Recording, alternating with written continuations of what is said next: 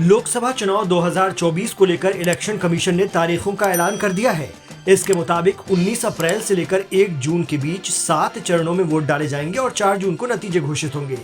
आम चुनाव के लिए तारीखों की घोषणा पर कांग्रेस अध्यक्ष मल्लिकार्जुन खड़गे ने कुछ सवाल उठाए हैं।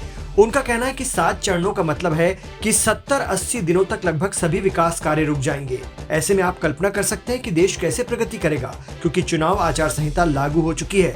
उन्होंने कहा कि इस दौरान लोग घूमने नहीं पाएंगे, सामानों की सप्लाई नहीं होगी और बजट खर्च नहीं हो पाएगा। मेरे हिसाब से ये ठीक नहीं है। चुनाव 3 या 4 चरणों में पूरे हो सकते थे।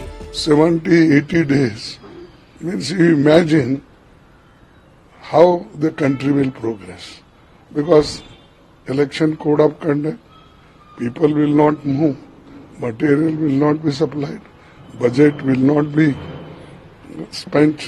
Right. So this is a very, according to me, it's not good. Congress नेता अधीर रंजन चौधरी ने कहा कि अगर चुनाव आयोग चाहे तो 10 चरणों में भी चुनाव कराए। पिछले चुनाव भी 7 चरण में हुए थे। इससे पता चलता है कि चीजें नहीं बदली हैं।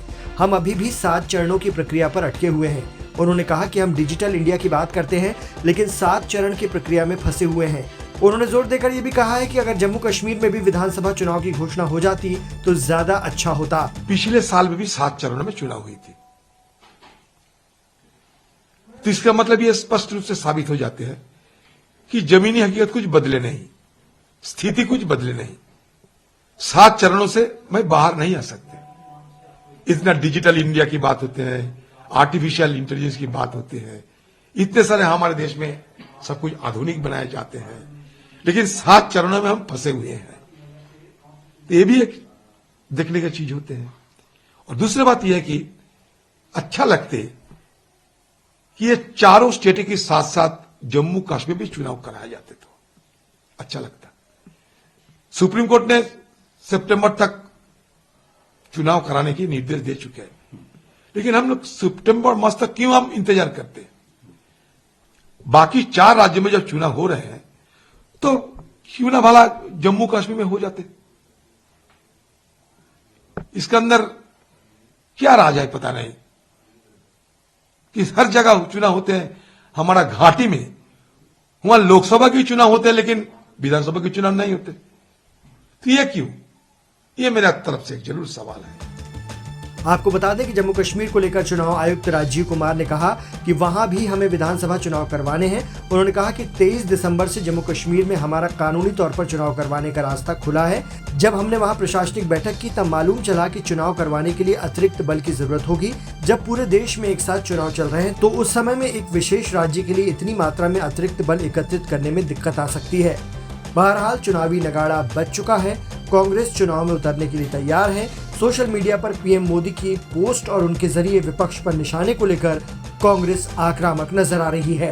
ये पहली ऐसी सरकार है, चाहे देश में हो चाहे प्रदेश में हो, जहां पे भी इनकी सरकार है, चाहे केंद्र में हो चाहे राज्यों में हो, ये अपने ट्रैक रिकॉर्ड के ऊपर चुनाव नहीं लड़ते। ये एक स्पेक्टर और विक्टिमहुड के ऊपर चुनाव लड़ते हैं कि हमको मारा जा रहा है, हमको पीटा जा रहा है, हमको गाली दी जा रही है। ये मुद्दे नहीं हैं। मुद्दे जो इस देश के सामने हैं वो बेरोजगारी है। मुद्दे जो इस देश के सामने है महंगाई है। मुद्दा जो सबसे बड़ा अब देश के सामने बनता जा रहा है वो क्रोनी कैपिटलिज्म है, जो इलेक्टोरल बॉन्ड्स ने बहुत ही विस्तृत रूप में प्रस्तुत किया है। और अभी तक तो सारे इलेक्टोरल बॉन्ड सार्वजनिक भी नहीं हुए हैं, कुछ रोके गए हैं। क्यों रोके गए हैं उसके ऊपर भी एक बहुत बड़ा प्रश्न चिन्ह है।